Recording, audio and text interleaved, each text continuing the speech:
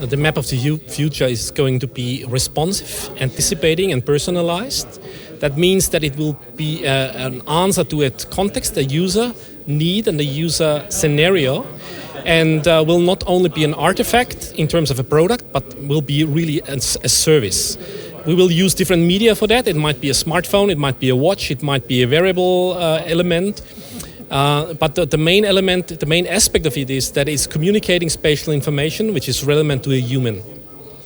So therefore the industry has to make some changes. You talked about needs of the users. Yes, the big change from my perspective is that we have to adopt better not only developments of technologies and data acquisition. We are very good in this. We are producing a lot of technologies where we can do data acquisition, more smart, even smaller sensors and so on. And we're producing a lot of data out of that. But what do we do with it?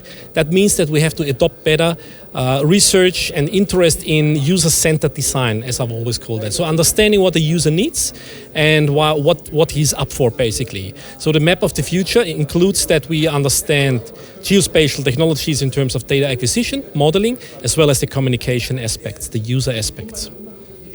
Talking about the sustainable future of the planet, which role does the maps of the future are playing?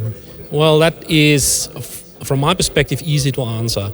If you're thinking about the Earth, then it's in all our interest that we want to have a sustainable future of the Earth. How do we know about that? How do we become aware of what is needed? And what is it, what is on there on our Earth? I argue that everything happens somewhere.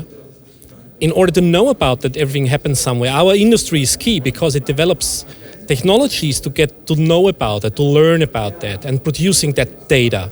But then, how do I feed a human in his understanding, his planning, his decision-making, his awareness about how does that all those data relate to each other? We need maps and cartography. And that's why I think somehow maps are key for the sustainability of our Earth.